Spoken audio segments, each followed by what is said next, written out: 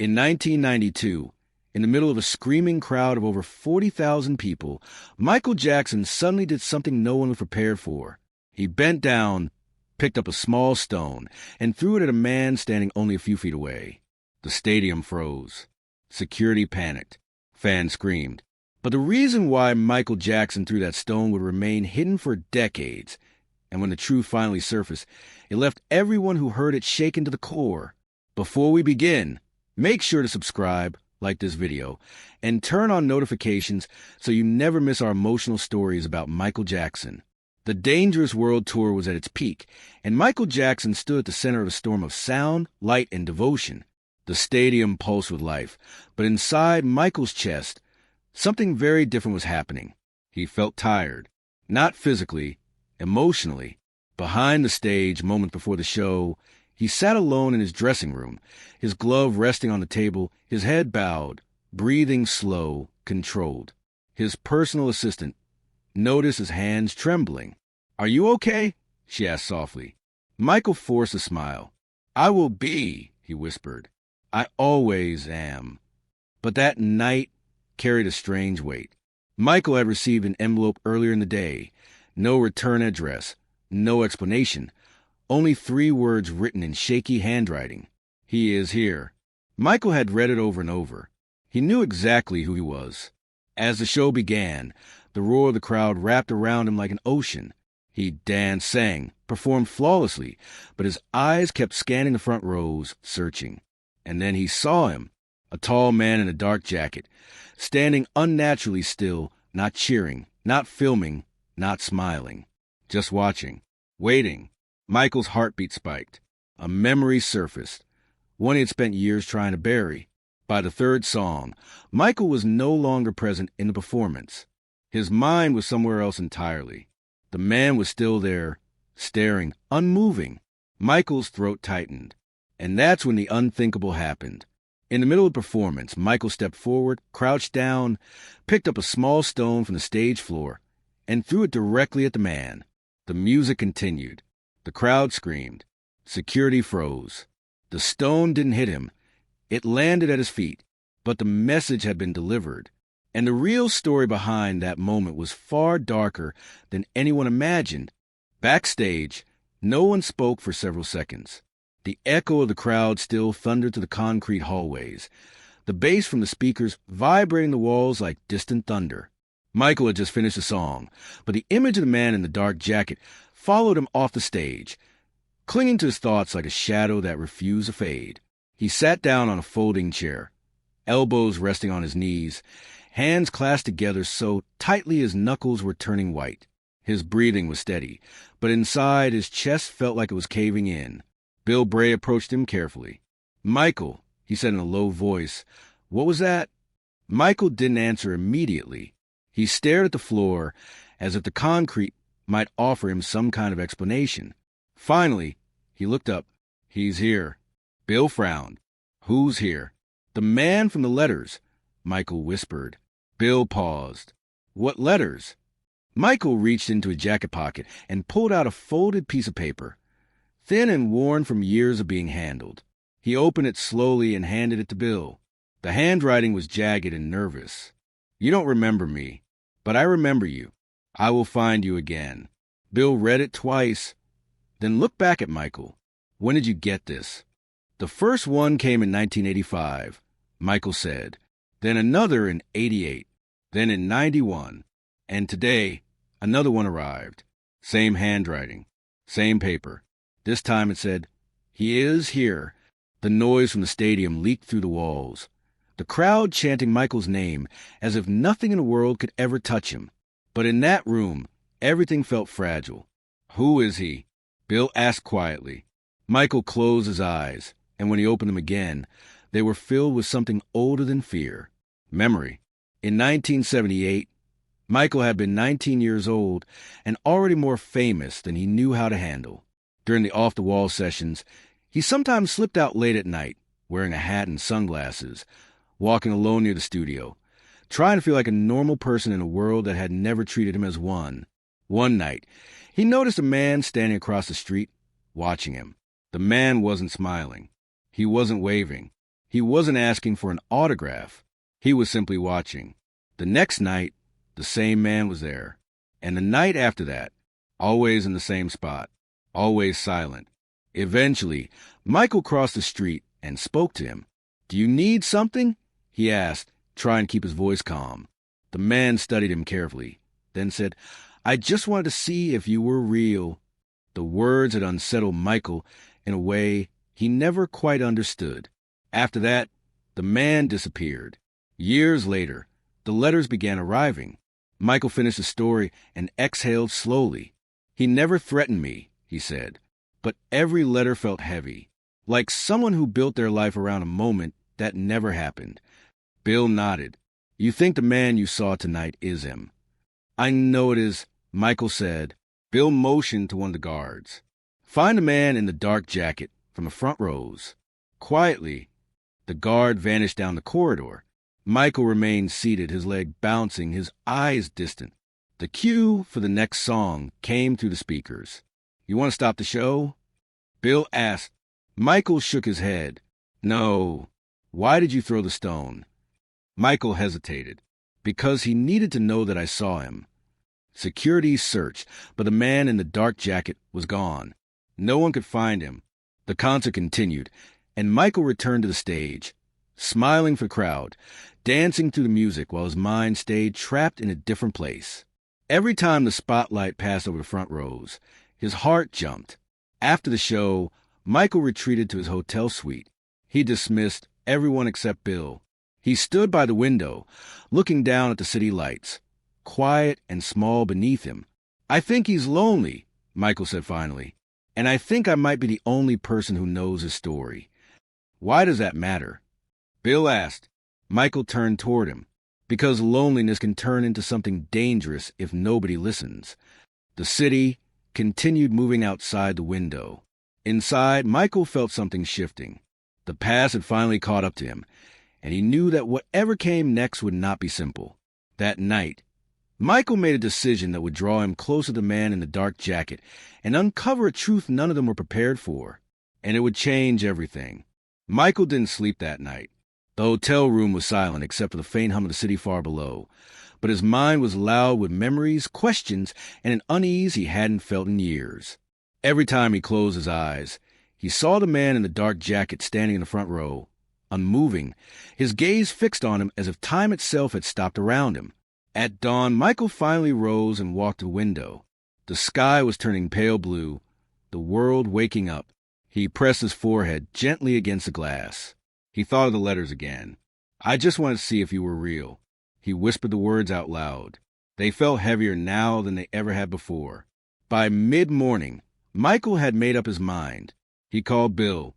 "I want to find him." Bill paused on the other end of the line. "Michael, that may not be safe." "I don't feel safe not knowing," Michael replied quietly.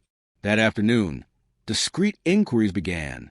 Ushers, local crew members, and security were questioned again. The description was passed around. Tall, mid-30s, dark jacket, pale eyes, stood completely still during the show. By evening, someone finally came forward. "There's a guy who matches that," one of the stadium staff said. "He's been around all week. Never causes trouble. Sits in the same spot. Doesn't talk much. Keeps to himself." Some of us thought he was off. Michael's chest tightened. "Do you know his name?" "Lie." The man said, "That's what he told me." The name echoed in Michael's mind. That night, after the second concert, Michael asked to leave through a different exit. He wore a baseball cap and glasses, his face mostly hidden. Bill drove. They didn't go far. A small diner crossed in the stadium parking lot, nearly empty, lights buzzing softly above cracked vinyl booths. Michael stepped inside first, and there he was. Eli sat alone, hands wrapped around a cup of coffee that had long gone cold. He wasn't watching the door. He wasn't watching anything. He looked like a man waiting for something he didn't believe would ever arrive. Michael stood frozen for a moment. Then Eli looked up. Their eyes met. Time collapsed. Eli's breath caught in his throat. His lips parted, but no sound came out. His hands trembled.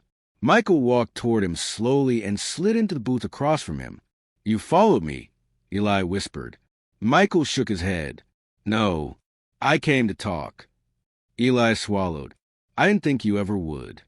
Silence stretched between them, thick with years of unspoken thoughts. I'm not here to hurt you, Eli said quickly. I swear, I never wanted to scare you. I know, Michael replied. Eli stared at him in disbelief. You do? Michael nodded. You were just watching. Eli's eyes filled with something close to tears. I didn't know how else to be near you. Michael leaned back slightly, studying him. Why me? Eli looked down at the table. Because your music was the only thing that stayed when everything else left. The word struck Michael's heart.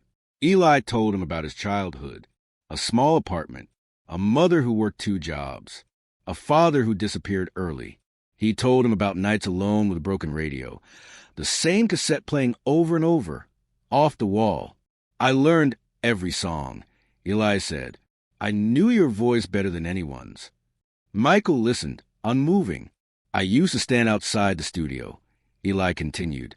I just wanted to see if you were real. That night in '78, when you spoke to me, I never forgot that. I wrote the letters because I didn't know how else to say thank you. Michael closed his eyes. I'm sorry if I scared you, Eli whispered. You didn't, Michael said. You just reminded me of something I'd forgotten. What? That the music reaches places I never see. Eli looked up. You really mean that? Michael smiled softly. I do. They sat there for hours talking. About music. About loneliness. About how strange it is to grow up in different worlds and feel the same pain. At one point, Eli whispered, When you threw the stone, I thought you hated me. Michael shook his head. No, I wanted you to know I recognized you, that I wasn't pretending you weren't there. Eli's eyes filled with tears. When they finally stood to leave, the sky was beginning to lighten again. Will I ever see you again? Eli asked. Michael hesitated. I don't know, he said, but tonight mattered. Eli nodded. It did. As Michael walked away, he felt something loosen in his chest, but he also sensed something else forming, something heavy, fragile, and uncertain, because while the meeting had brought peace, it also awakened a truth Michael could no longer ignore, and that truth would soon demand a choice. The next morning, the headlines were already spreading across hotel lobbies, tour buses, and backstage hallways. Strange incident at Jackson concert. Michael Jackson throws object into crowd. Security scramble after unexpected moment on stage. Michael sat at the breakfast table in his suite, untouched food in front of him, reading the same lines again and again. The words felt distant, unreal, as if they described someone else's life. Bill stood near the window, arms crossed. They don't know what to make of it. Michael didn't answer. His mind was somewhere else, in the diner booth under the buzzing light, listening to Eli's story. He thought of the way Eli's voice had cracked when he spoke about the radio, the cassette, the nights alone. He's not dangerous, Michael said suddenly. Bill turned. That's not what the media is saying. I don't care what the media is saying. Bill sighed. Michael, people are starting to ask questions. They want to know who the man is. Michael looked up. They don't need to know. The pressure began building almost immediately. Promoters worried about safety. Managers worried about image. Advisors worried about lawsuits, rumors, public perception. Everyone had an opinion, and all of them felt loud. But Michael's mind stayed quiet. That afternoon, he slipped away again. This time, he didn't go with Bill. He went alone. The diner was almost empty. Eli sat in the same booth as before, staring into a cup of coffee. You came back, Eli said, stunned. Michael slid into the seat across from him. I told you the night mattered. They talked again, softer this time, deeper. Michael told him about the weight of the tour, the exhaustion, the loneliness of hotel rooms. Eli listened as if every word mattered. It must be hard, Eli said, to be seen by everyone and known by no one. Michael felt something tighten in his throat. Yes. Outside, a photographer snapped a picture through the window. Neither of them noticed. By evening, the photo was already circulating. The whispers grew louder. Who was the man with Michael Jackson? The next day, the pressure exploded. Promoters called emergency meetings. Security teams demanded protocols. Advisors warned of stalkers, risks, scandals. Michael, this man could become a problem, one of them said. Michael stood up from the table. He's not a problem. He's a person. The room went silent. That night, Michael received a phone call from his mother. Michael, Catherine said gently, "Are you okay?" "Yes, Mama." "There are stories," she said. "They're worried about you." Michael closed his eyes. "I know. You don't have to carry everything alone," she told him. He wished he could explain the way Eli's story had unlocked something inside him, a reminder of why he made music in the first place. But he only said, "I'm trying to do the right thing." After the call, Michael sat in the dark for a long time, and then he made another decision. He would bring Eli backstage, not as a secret, not as a shadow, but as a guest. The next concert night, security protested. Management objected. Advisors warned him. Michael listened. Then he shook his head. He's coming. When Eli arrived at the service entrance, his hands were shaking. "They're all staring," he whispered. "They stare at me too," Michael said softly. Backstage, the noise was overwhelming. The lights, the movement, the chaos. Eli stood frozen, overwhelmed. Michael placed a hand on his shoulder. "Breathe." As the show began, Michael stood in the wings, waiting for his cue. "I don't belong here," Eli whispered. Michael looked at him. "You belong wherever you feel alive." When Michael stepped onto the stage, the roar of the crowd shook the building. But behind the curtain, Eli watched something else. He watched a man transform fear into light. After the show, they sat alone in a quiet hallway. "I've never seen anything like that," Eli said, voice trembling. Michael smiled. "That's because you were listening." Then Bill approached, face pale. "There's a problem." "What kind of problem?" Michael asked. "There are people watching him," Bill said, nodding toward Eli. "And not in a good way." Michael's stomach dropped. Across the hallway, two men in dark jackets stood whispering, their eyes fixed on Eli. The same look Michael had seen in the crowd that night. The same stillness. The same silence. Michael suddenly realized something terrifying. Eli was no longer the only one who had been seen. And whatever was unfolding was no longer just about the past. It was about what was coming next. Michael did not leave the building that night. After Bill's warning, the world outside the hallway seemed to fade. The laughter, the crew chatter, the hum of machinery, all of it felt distant. His eyes stayed on the two men at the far end of the corridor. They weren't speaking now. They weren't moving. They were simply watching Eli. The same stillness. The same silence. The same feeling that had haunted him since 1978. Michael stepped in front of Eli without thinking, his body instinctively shielding him. "Bill," Michael said quietly, "get him out of here." Bill nodded once and signaled for two guards. They approached, flanking Eli gently. "What's happening?" Eli whispered. "Nothing," Michael said, forcing calm into his voice. "Just go with them." Eli hesitated. "Are you coming?" Michael met his eyes. "Soon." As Eli disappeared down the hallway, Michael finally exhaled.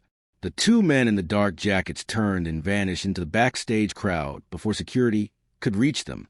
Later, in the privacy of his suite, Michael sat alone on the floor with his back against the couch, his knees pulled to his chest. The room was dark, except for a single lamp by the window. His glove lay on the coffee table. His reflection in the glass looked small, fragile, human.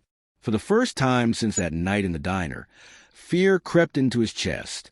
He reached for his bag and pulled out the stack of old letters. They were yellowed now, edges soft with age.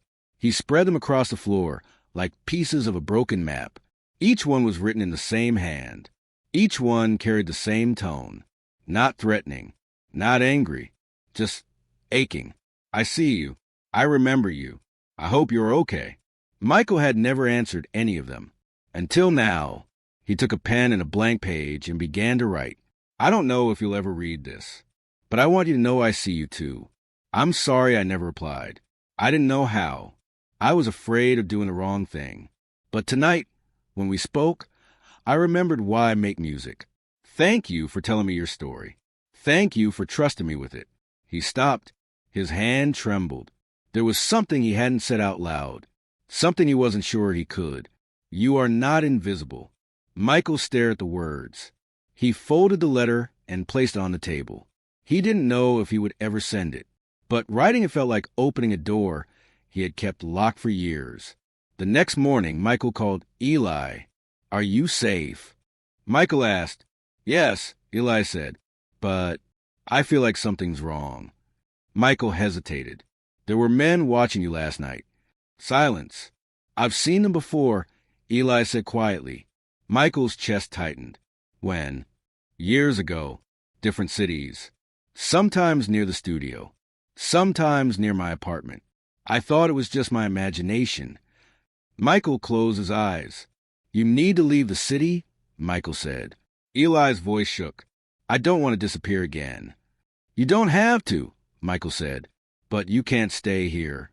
That afternoon, arrangements were made. A car, a place to stay. Quiet, safe. Before Eli left, he came to the hotel one last time. They stood near the elevator, the space between them heavy with things neither of them could say. "Thank you," Eli whispered, "for seeing me." Michael nodded. "Always." As the elevator doors closed, Michael felt a hollow open in his chest. That night, he performed as if his soul were on the line.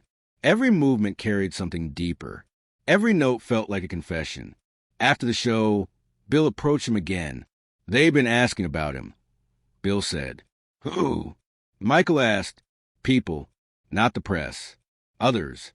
Michael looked at him. "What kind of others?" Bill hesitated. "The kind that doesn't use names." Michael's heart sank. The next morning, Michael received another letter. No return address. Same handwriting. But this one was different. It was not from Eli. It said, "You should not have looked back." Michael's blood ran cold. The story he thought was about the past had just become something else entirely. And whatever was coming next was no longer in his control. The letter did not leave Michael's mind for a single second. "You should not have looked back." The words repeated themselves like a broken record as the tour moved on to the next city. New hotel, new stadium, same feeling of being watched. Michael found himself scanning hallways, windows, reflections in glass doors. Fame had always brought attention, but this was different. This was quiet, intentional, cold. He did not tell the team about the letter. Not yet. He called Eli every night. Sometimes they talked about nothing. Music, childhood, favorite movies. Sometimes they said nothing at all, just breathing on opposite ends of the line, as if silence itself were a kind of promise. One night, Eli whispered, "I'm scared." Michael pressed the phone tighter against his ear. "You're not alone." But inside, Michael wasn't sure that was true. 2 weeks later, in Chicago, something happened. It was just before the show. Michael was standing in his dressing room, adjusting his jacket in the mirror, when he noticed something on the floor. An envelope. No one had entered the room. He picked it up with shaking hands. Inside was a photograph. It showed him and Eli sitting in the diner booth, taken from outside. Michael's stomach dropped. There was a second photo. Eli standing outside his apartment building. And beneath the photos, a single sentence. "Every light creates a shadow." Michael sat down slowly. He called Bill immediately and showed him everything. "We're canceling your public appearances," Bill said. "Extra security. Now." Michael nodded. "Find out who they are." But no one did. That night, Michael performed under a sky of lights while something dark moved unseen around him. Every scream from the crowd felt distant. Every note felt fragile. After the show, he tried to reach Eli. No answer. He tried again. Nothing. Michael did not sleep. At dawn, he finally received a text. "They were here last night." Michael's chest tightened. He called immediately. "They asked about you," Eli said. "They didn't threaten me. They didn't touch me. They just watched. And then they left." "Where are you?" Michael asked. "Somewhere safe," Eli said. I think. Michael closed his eyes. I'm sorry, Eli whispered. This is my fault. No, Michael said. It's not. But fear had already taken root. That afternoon, Michael canceled all interviews. He stayed inside, curtains drawn, phone in his hand. He thought of the boy in 1978, the letters, the years of silence, the night he decided to finally listen. And now the world was answering back. That evening, Michael made a choice. He would face whatever this was. He called the number written on the back of the last envelope. It rang twice. Then someone picked up. You were not supposed to answer. A voice said calmly, Who are you? Michael asked. There was a pause. People who understand what it means to be forgotten. Michael's heart pounded. What do you want? To remind you, the voice said, that your light does not belong to you alone.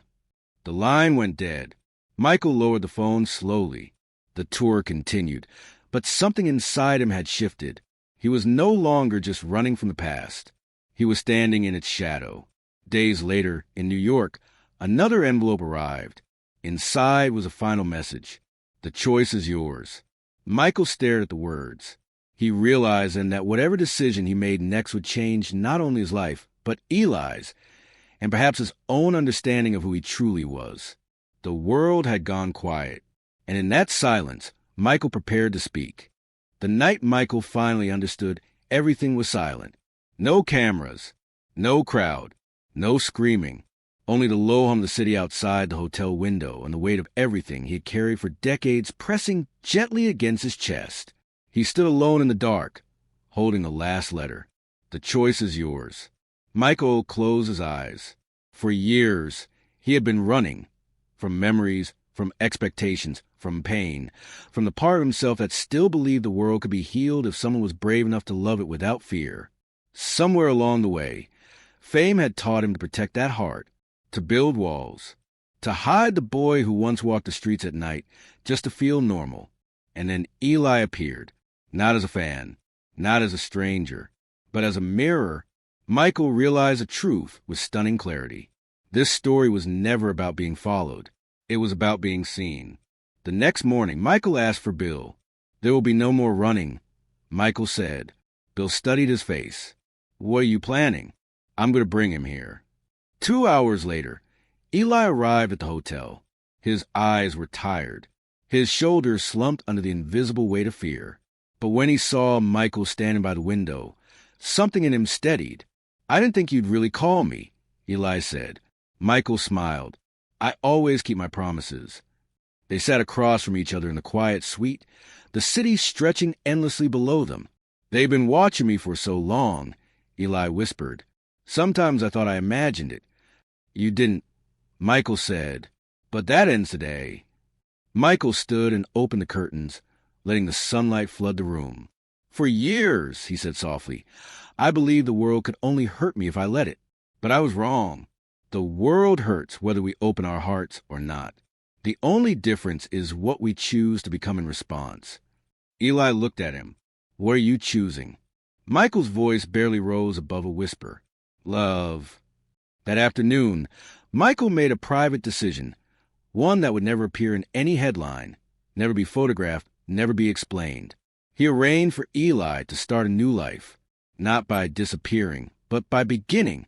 Education, therapy, housing, stability, a future that did not orbit around fear or memory, but possibility. Before Eli left, they stood in the hotel doorway, the world waiting outside. You changed my life, Eli said. Michael shook his head. You reminded me of mine. They embraced, not as idol and admirer, not as star and fan, but as two people who had survived loneliness and chosen something better. Weeks passed. The letters stopped. The shadows vanished. The world moved on. But inside Michael, something remained permanently transformed. The tour ended. The crowds faded. The music quieted. One evening, Michael returned to the same diner where everything had begun. He sat in the same booth, ordered the same coffee, and this time he smiled, not because the past no longer existed, but because it no longer owned him. Years later, long after the stage lights dimmed and the applause became memory. Someone asked Michael in an interview what he believed was the most important thing he had learned in life. He paused. Then he said, that every human being is carrying something heavy, and sometimes the smallest act of kindness becomes a moment that saves them. He never told the full story, but he carried it with him. And somewhere in the world, Eli lived a quiet life. Not famous, not lost, not afraid. Knowing that once, when the world was at its darkest, Michael Jackson chose to see him, protect him, and believe in him. Not as a legend, but as a human being. And that made all the difference. If this story touched your heart, subscribe to the channel and share it with someone who loves Michael Jackson. If this story inspired you, remember, even legends face battles unknown to the world. Subscribe, leave a like, and share this video with someone who loves Michael Jackson.